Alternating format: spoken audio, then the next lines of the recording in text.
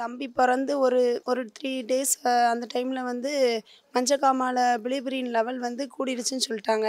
அதனால நாங்கள் ஒரு 2 நாள் வந்து ஃபோட்டோ தெரப்பி பண்ணி வச்சுருந்தோம். அதுக்கப்புறம் கூடயும் தம்பிக்கு வந்து கொஞ்சம் கிளியர் ஆகலை. அப்புறம் வீட்டுக்கு வந்தும் எல்லோ கலரில் தான் இருந்தான். கொஞ்சம் நார்மலாகவே இல்லை, ஒரு மாதிரி டல்லாகவே இருந்தான். அப்புறம் நாங்கள் வேறு ஹாஸ்பிட்டல் கூட போய் காமிச்சோம். அங்கே திருப்பி திருப்பி வர சொல்லிக்கிட்டே இருந்தாங்க. அப்புறம் ஒரு 30 நாள் ஒரே ஹாஸ்பிட்டல் வீடுமா அந்த மாதிரி தான் அலைஞ்சிட்டே இருந்தோம். அப்புறம் கடைசியாக இன்னொரு டாக்டர்கிட்ட போகும்போது தம்பியை பார்த்துட்டு, இந்த மாதிரி வச்சுருக்கீங்களே, சீக்கிரம் இந்த ஸ்கேனு எல்லாமே எடுத்துகிட்டு வாங்க, எவ்வளோ சீக்கிரம் முடியுமோ அவ்வளோ சீக்கிரம் தம்பிக்கு ட்ரீட்மெண்ட் ஆரம்பிக்கணும்னு சொல்லிட்டாங்க. அதோடு எங்களுக்கு ரொம்ப கவலையாக இருந்துச்சு. அப்போ அங்கே சபையில் வந்து உபவாச ப்ரேயர் நடந்துட்டு இருந்துச்சு. அந்த டைமில் உபவாச ப்ரேயரில் வந்து கலந்துட்டு கேட்டு நல்லா ப்ரேயர் பண்ணி பாஸ்டர்கிட்ட செபிச்சுட்டு வீட்டுக்கு போனோம். போயிட்டு மறுநாள் அவனோட ரிப்போர்ட்டு எல்லாம் வந்துச்சு. டாக்டர் செக் பண்ணி பார்த்துட்டு, தம்பி ரொம்ப க்யூராக இருக்கான், இப்போ ஒரு பிரச்சனையும் இல்லை, ரிப்போர்ட் எல்லாமே நார்மல்னு சொல்லிட்டாங்க. போன வருஷம் ஜூன் மாதம் தேவனுடைய கர்ப்பத்தை ஆசீர்வதிச்சாங்க. இந்த பிள்ளை வயிற்றில் இருக்கும்போது 3 மாதத்தில் சொன்னாங்க பிள்ளைக்கு மூளை வளர்ச்சி கம்மி அப்படின்னு சொல்லிட்டு 2 டைம் பிளட் டெஸ்ட் எடுத்தாங்க. 2 டைமும் மூளை வளர்ச்சி கம்மி அப்படின்ட்டாங்க. அப்புறம் டாக்டர் சொன்னாங்க, இல்லை இந்த அபார்ஷன் பண்ணி தான் ஆகணும்னாங்க. ப்ரேயர் பண்ணேன். பாஸ்டர் சொன்னாங்க, இல்லை நல்லபடியாக பிள்ளை சுகத்தோடு பிறக்கும், நீங்கள் சாட்சி சொல்லுவேன்னு சொல்லுங்கன்னு சொன்னாங்க. அதே மாதிரி தேவன்ட்டு நான் பொருத்தனை பண்ணியிருந்தேன்.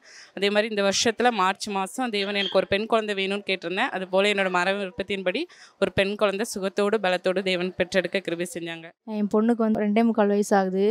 போன வாரம் நைட்டு விளாண்டுட்டு இருக்கும்போது பொறிகள் எடுத்து மூக்கில் வச்சிட்டா. மூக்கில் பாதி வழியாக பயிற்சி உள்ள சுவாச குழாய்க்குள்ளே போகாமல் ஏசப்பா காப்பாற்றினாங்க. 12th முடிச்சோடனே எனக்கு இன்ஜினியரிங் கட் ஆஃப் வண்டி நான் ப்ரே பண்ணிகிட்டு இருந்தேன். கட் ஆஃப் வந்து ரொம்ப கம்மியாக தான் இருந்துச்சு.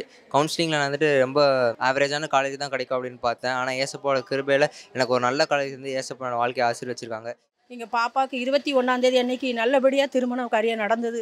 என்கிட்ட 5 பைசா கூட கிடையாது, ஒத்தரோ கூட கிடையாது. இந்த 21ஆம் தேதி கல்யாணம் நல்லபடியாக நடந்தது. நாங்கள் வீட்டில் 5 பேர் தான் நாங்கள் போயிருந்தோம் வீட்டிலேருந்து. ஆனால் அங்கே நிறைய கூட்டம் இருந்தது. எங்கள் பாப்பாவுக்கு சபையில் வச்சு திருமண காரியம் நடத்துது. என் பிள்ளை ரொம்ப பிரசவத்தில் ரொம்ப கஷ்டப்பட்டா.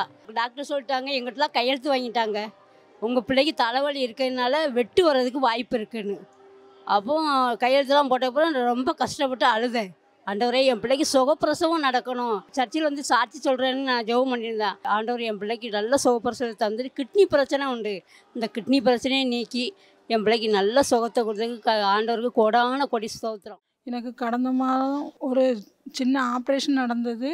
அதில் நல்ல சுகமாகி வார சமயத்தில் காய்ச்சலும் பிட்ஸும் வந்துட்டு, அது 12 மணி நேரம் எனக்கு சுய நினைவே இல்லை. அந்த நேரம் ரொம்ப கடினமான சூழ்நிலையில் சர்ச்சுக்கு தான் ஃபோன் பண்ணி தேவன் என் பேரை சொல்லி அழைச்சி அந்த நேரம் எனக்கு பூரண விடுதலையை கொடுத்தார். அதுக்கப்புறம் எனக்கு அந்த பிட்ஸு வரவே இல்லை. இப்போ நல்ல சுகத்தோடு இருக்கேன்.